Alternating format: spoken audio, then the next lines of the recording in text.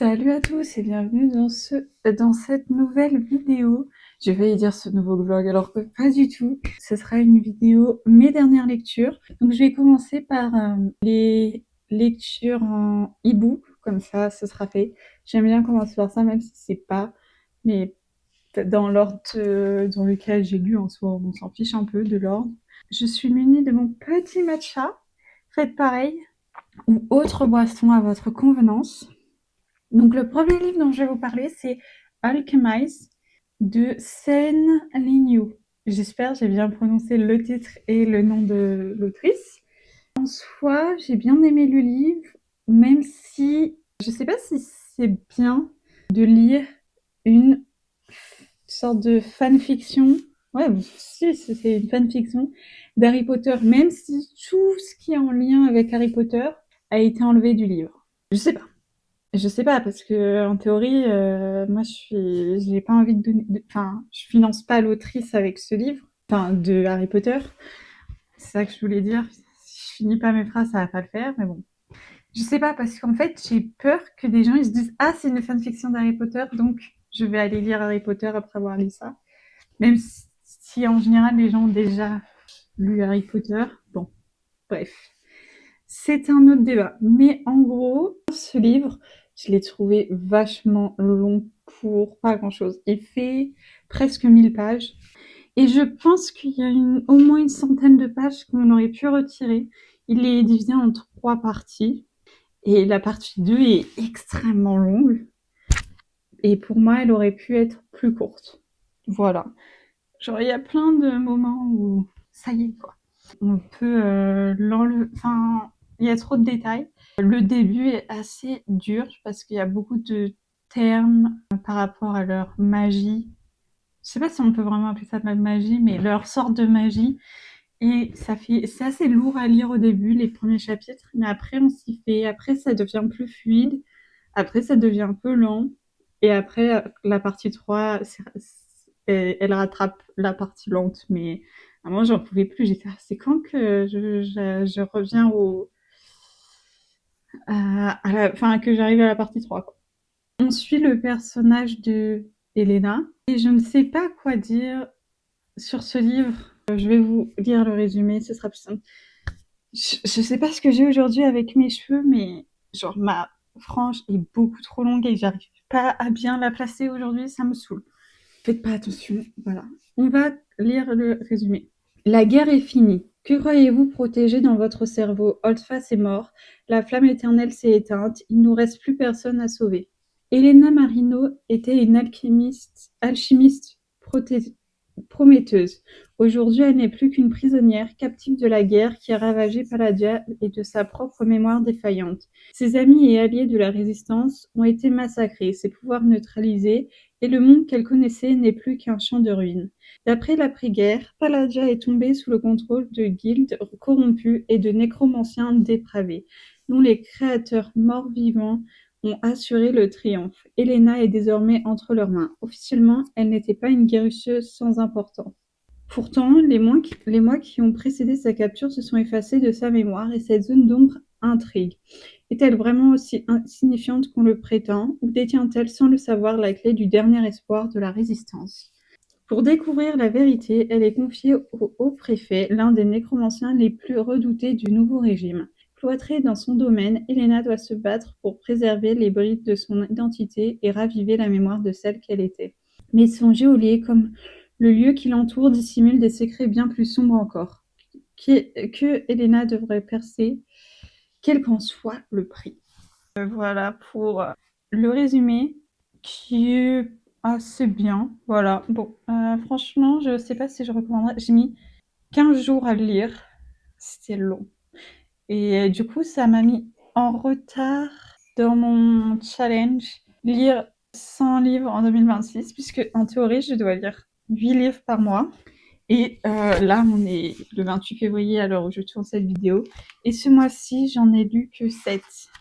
Après, comme au mois de janvier, j'en ai lu 11. Je suis pas tant en retard que ça, puisque du coup, il suffit de mettre un livre de janvier à février, ça fait une moyenne de...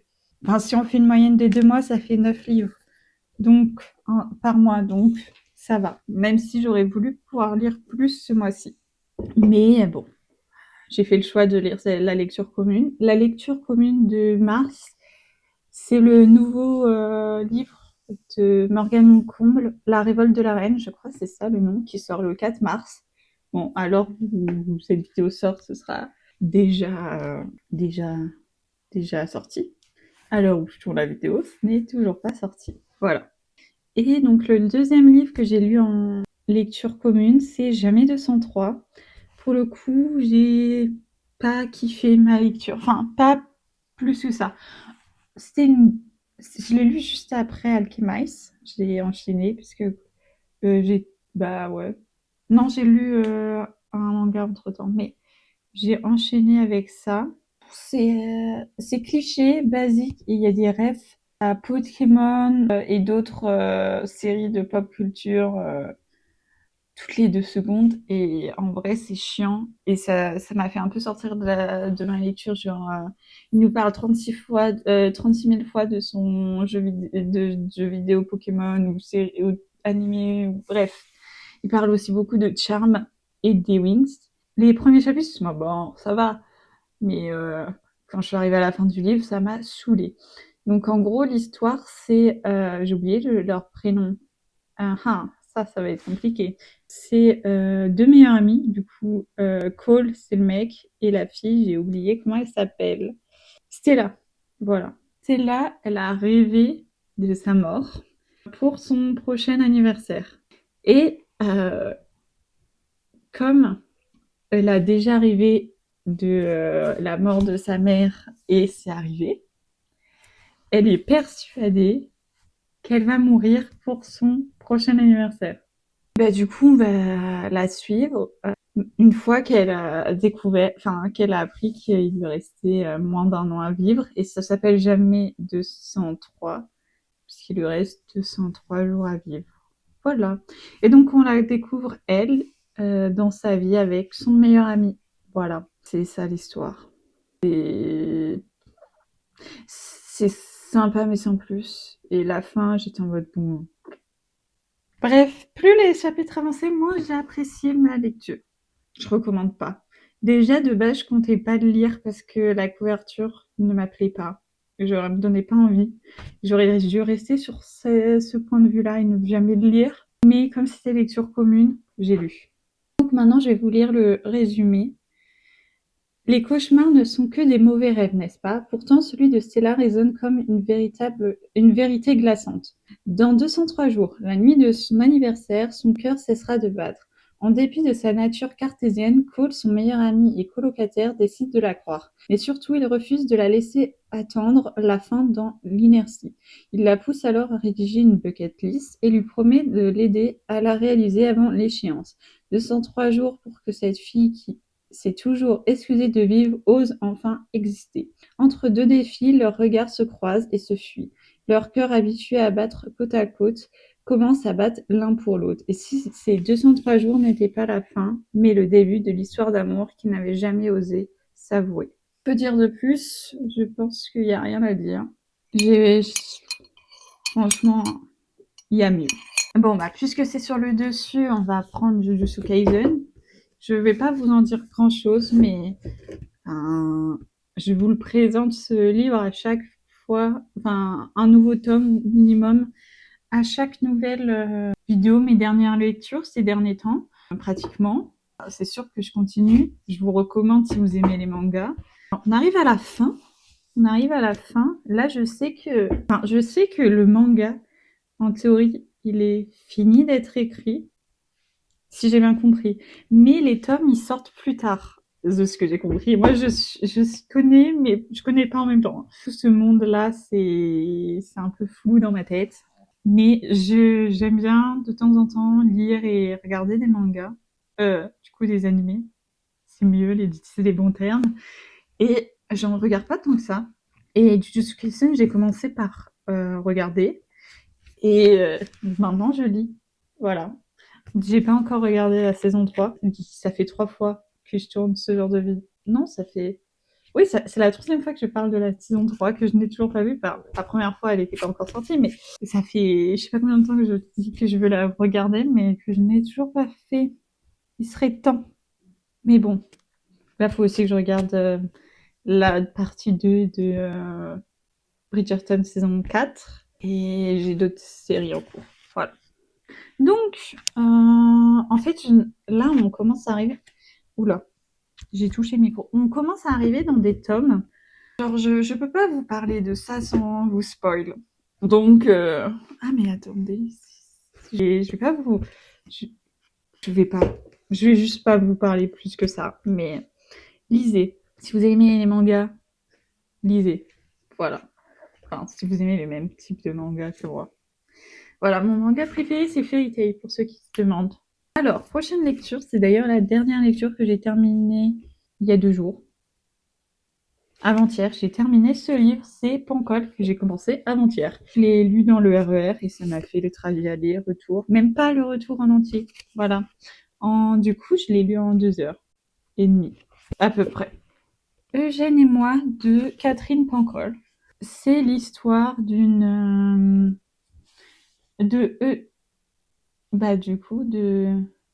Catherine, l'autrice, du coup, si j'ai bien compris, qui décide de partir en voyage, je crois que c'est 1 mois au Mexique, parce que ça se passe mal avec son mec actuel. Et donc, dans ce voyage, elle va rencontrer Eugène, et donc du coup, elle va faire le voyage au Mexique avec elle. Puis après, on la redécouvre une fois qu'elle est rentrée de son voyage. Si j'ai bien compris, c'est la vraie histoire de Catherine Pancol. J'imagine que ça a été quand même un petit peu remanié, peut-être. J'ai pas aimé parce que c'est très contemplatif. Il se passe pas grand-chose dans le livre, voilà. Je me suis un peu ennuyée, mais bon, ça m'a fait passer le temps, quoi. C'est pas le style de livre que je lis habituellement, donc c'est aussi peut-être pour ça que je l'ai pas aimé. Mais c'est bien aussi de lire des livres différents, et puis il était dans ma pile à lire depuis longtemps. C'est ma mère qui voulait que je lise. Voilà. Donc, je l'ai lu. Voilà. Prochaine lecture, c'est The Witch of the Past, qui est sorti en ce début de février, ou mai-février, je ne sais pas exactement quand il est sorti. C'est le livre de Sarah P. Luna. C'est une youtubeuse que je suis sur YouTube et TikTok. Pas sur Instagram, parce que je ne vais pas sur Instagram. Enfin, peut-être que je suis abonnée à elle sur Instagram, mais je ne suis plus allée sur ce compte Instagram depuis des mois. Donc, je ne saurais dire. Parce que je la suis avec mon compte public et que je vais sur Insta avec mon compte privé. Juste pour avoir des informations sur les prochains BL qui sortent. Thaïlandais, évidemment. Ou chinois. Les autres trucs, on s'en fout. Voilà. Ce livre, ça parle d'une fille qui s'appelle Anastasia. Je sais pas si c'est écrit derrière, mais je m'en souviens. Et en gros, elle fait des rêves où elle revit les procès de Salem de 1692. Je sais pas quoi dire de plus pour pas spoiler le livre. En soi, l'histoire était vraiment bien, mais alors c'est pas un défaut du livre en lui-même, parce que je savais qu'il était très court. Justement, c'est ça que j'ai pas aimé. Je trouve que enfin, c'est mon avis personnel, mais je préfère les livres qui sont un poil plus développés. Je trouve que enfin, pour moi, ça manque un peu de développement dans l'histoire, mais ça a été fait pour que ce soit. En soi, l'histoire en elle-même, elle est bien construite, elle est là et tout, mais moi, je préfère avec un peu plus de développement mes livres, mais en soi, le livre est bien en lui-même, quoi. Si vous aimez, c'est une urban fantasy. C'est la première fois que j'utilise ce terme. Et en gros, c'est parce que ça se passe dans le monde de notre monde à nous, quoi. Que ça s'appelle une urban fantasy. Et je pense que c'est la première fois que je disais une urban fantasy. C'est d'habitude, quand je dis de la fantasy, ils sont dans leur univers à eux. Ils sont pas avec nous, quoi, humains. Enfin, si, il peut y avoir des humains, mais ça ressemble plus à un univers de fantasy. Là, ils sont à Boston. Ouais. Bon, voilà, ils sont dans notre univers à nous, quoi. Je vais vous lire le résumé.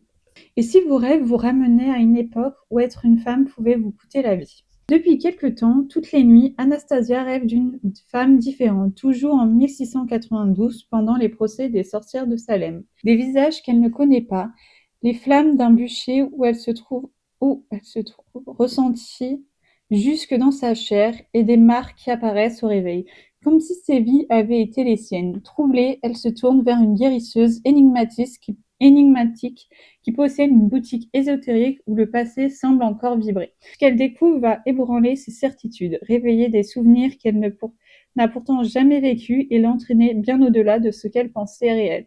Entre mystère, sororité et quête spirituelle, Anastasia devra affronter les ombres d'hier pour espérer comprendre qui elle est et ce qu'on attend d'elle. Donc en soi, si vous aimez ce genre de livre, je recommande. Maintenant, on va passer à une autre lecture, ou plutôt deux livres, puisque j'ai lu The Son of Death, tome 1 et tome 2, qui est mon livre numérique, que j'ai lu en format numérique, le tome 2. Donc en soi, on suit Maxine Callaghan, qui est l'héritière du gang The Son of Death, le nom du livre, voilà. Et elle vit, je ne sais plus où, mais elle découvre qu'elle est, qu'elle est malade. En gros, quand elle était jeune, elle s'est pris une balle, voilà. Et à l'époque, la médecine n'était pas la même qu'aujourd'hui.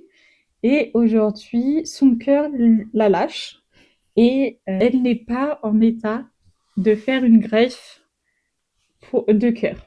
Donc, il lui reste, je crois, je sais plus exactement combien de temps à vivre, mais ils le disent au tout début du livre. Et du coup, elle décide de retourner dans sa ville natale et de renouer avec les membres de Son of Gang qu'elle n'a... putain, j'arrive pas. Son of Death, les membres de son gang, ses amis avec qui elle a grandi, qu'elle n'a pas vu depuis plusieurs années. Je sais plus exactement, mais elle est partie il y a un moment déjà.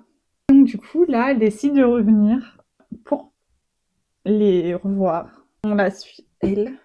Et elle va faire la rencontre dans le gang du nouveau bras droit du gang. Puisqu'à la base, c'est Taylor Blake. Sinon, tous les autres, elle les connaît en fait. Je sais pas quoi dire de plus. Franchement, j'ai grave kiffé ma lecture. J'avoue que je pensais, quand je l'ai acheté, même si je suis débile, parce qu'il y a littéralement écrit tome 1, quand je l'ai vu la première fois, que c'était un one-shot. Et non, en fait, il y a au moins 4 tomes. Le tome 3 est sorti, ça sera ma prochaine lecture, je pense. Et je ne sais pas quand sort le tome 4. Mais du coup, j'ai lu le tome 1 et 2. Je vais vous lire le résumé. 5 ans après avoir été exilé pour sa sécurité, Maxine Callaghan revient à Little Bay, bien décidé à remettre en ordre les affaires de Son of Death. Le gang craint et respecté que sa famille dirige depuis des années. Mais son retour n'est pas un hasard. Maxine sait qu'elle va mourir. Une pure malade la condamne, une vérité qu'elle garde pour elle, préférant concentrer ses forces pour s'assurer que l'héritage de sa famille perdure. Taylor Black, le bras droit de l'organisation, reste sur ses gardes. Il ne se prive pas de montrer à l'héritière qu'il doute d'elle, tout en risquant sa vie pour la protéger. À mesure que le temps passe, Taylor se retrouve déchiré entre ses sentiments et sa raison, car lui aussi dissimule un lourd secret qui l'empêche de s'attacher à elle. Surtout qu'il est convaincu que Maxine finira par disparaître. Au milieu de ces vérités douloureuses, Maxine et Taylor s'engagent sur un chemin qui pourrait les briser. Mais l'âme d'un Son of Death ne meurt jamais. J'ai vraiment kiffé ma lecture et on va passer au dernier livre de cette vidéo qui est La Reine enchaînée, tome 1, le paria et l'égorgeur de Marine Cadenet. Et je sais que le tome 2 est sorti, je crois. Je l'ai pas vu en magasin, en librairie, mais je crois qu'en fait, en cherchant une photo du tome 1, je suis tombée sur une image de la couverture du tome 2. Donc je me suis dit que il était sûrement sorti. Ou alors il allait sortir. Si la couverture est disponible, c'est que soit il est sorti, soit que ça arrive dans les mois qui suivent, puisque la couverture est mise en... Enfin, on annonce la sortie d'un livre avec la couverture. Ceci est le livre, c'est une fantaisie. On retourne dans la... Ça, c'était une dark romance. D'ailleurs, je vous ai pas dit, mais trigger warning pour ce livre. Il y a plein de trigger warnings. Et pour ce livre aussi, il y a des trigger warnings de violence, quoi. Donc faites attention. Celui-là aussi, il y a des trigger warnings très importants. Donc on suit... comment elle s'appelle? C'est super ça! On suit Némésis, qui est la princesse du royaume en Illudor, d'Illudor, voilà, et Caleb, l'égorgeur de nobles. Il se trouve que dans ce royaume, les femmes n'ont pas le droit de régner. Seuls les hommes peuvent régner et sont les seuls à avoir le droit d'utiliser la magie. Sauf que pour empêcher les femmes d'utiliser la magie, ils ont un rituel ou un peu spécial qui font et qui bloquent la magie des femmes. Ils le font aux femmes quand ils ont autour de 7 ans, je crois. Donc, quand elles sont encore enfants, ils leur font ça. Sauf que Némésis a reçu ce sort, ou je sais plus trop comment appeler ça, sauf qu'elle a toujours ses pouvoirs. Elle peut toujours utiliser ses pouvoirs, malgré que ce sort a été utilisé sur elle. On la retrouve, je sais pas quel âge elle a. Bon, lorsque sauf qu'au début de l'histoire, son père, qui est le roi, meurt, décède, et donc elle est censée devenir reine consul, puisque c'est l'héritière, mais que les femmes ne peuvent pas régner. Elle doit trouver un mari qui, lui, régnera pour elle. Sauf que ce n'est pas vraiment elle qui va choisir son mari, mais plutôt le conseil, je sais pas quoi, bon bref, qui est censé le conseil du roi, les conseillers du roi. Voilà, ils votent ensemble, bref, voilà. On a du coup le personnage de Caleb, lui qui est l'égorgeur de nobles. Donc comme le nom l'indique, il tue les nobles grâce à ses pouvoirs. Donc je vais pas aller plus loin. Et ils vont par... je ne vais pas dire comment, mais ils vont finir par se rencontrer l'un et l'autre. Voilà. Qui sait ce qui va se passer? Voilà le petit résumé de ma tête. Maintenant, je vais vous lire le résumé du livre. Mais en tout cas, moi, j'ai grave kiffé ce livre et je vous le conseille si vous aimez de la fantaisie. En Illudor, les femmes sont privées de leur magie à la naissance, par l'irréversible et cruel rituel du cordon. Celles qui échappent sont persécutées et brûlées sur la place publique, alors que les hommes étudient dans de prestigieuses académies ces arcanes mystérieux et sont les seuls à pouvoir prétendre au trône. Lorsque le roi meurt, il laisse derrière lui un royaume à feu et à sang, secoué d'assassinats violents à l'encontre de mages. Un peu partout sur le territoire, leur bourreau est introuvable et personne ne connaît son visage. Tout le monde cependant connaît son nom, l'égorgeur de nobles.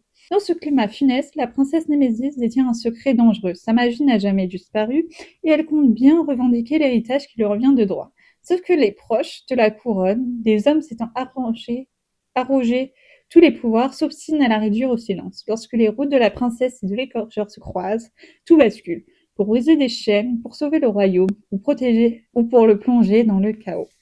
Franchement, il est incroyable et j'ai trop envie de lire le tome 2. Voilà. Vraiment, ça va être des suites en ce mois-ci. Des suites. La suite de ça, la suite de Son of This. La lecture commune, évidemment, mais ça, ce sera quand ce sera sorti. Je veux lire ça aussi. Je l'ai offert à ma mère à Noël. C'est Hugo Décrypte en Russie. Donc, j'avoue, j'ai pas l'habitude de lire ce type de BD. Parce qu'en fait, je ne lis que des mangas. Quand je lis des BD, enfin, je ne lis pas de BD en tant que tel. Je lis que des mangas. Ça va être une première. Enfin, non, ça, j'en ai lu quand j'étais petite. Mais en fait, j'aime pas ce format. Regardez-moi. Comment vous voulez transporter ça dans le train? Comment vous voulez lire ça dans le train? Non, c'est juste horrible à lire dans le train. Genre, ça veut dire que je vais me rester là, posée à lire. Je trouve que c'est pas pratique comme format. Et toujours ma lecture en cours que je ne finis. J'ai l'impression que je ne vais jamais finir. J'hésite, j'avoue, à abandonner ma lecture. Ça commence à me saouler. C'est là où chantent les écrevisses. J'hésite à l'abandonner. J'ai lu un chapitre hier. Voilà, je suis à la page 179, donc on peut pas dire non plus que j'ai rien lu. Vraiment, j'ai quand même lu pas mal de pages. Et il y en a 450 à peu près. 460. Donc je pense que je vais continuer à lire un chapitre par-ci par-là. On va voir. Et puis si je l'ai pas fini à la fin de l'année, ben je l'abandonne, je pense. Je sais pas encore ce que je vais faire. Mais du coup, ma prochaine lecture, c'est ça. Ou sinon, j'ai d'autres livres papier aussi à lire, mais voilà. J'aimerais bien lire celui-là. En tout cas, j'espère que cette vidéo vous aura plu. Si c'est le cas, n'hésitez pas à mettre un like et à me le dire dans les commentaires. Et nous, on se retrouve bientôt pour une nouvelle vidéo. Bye!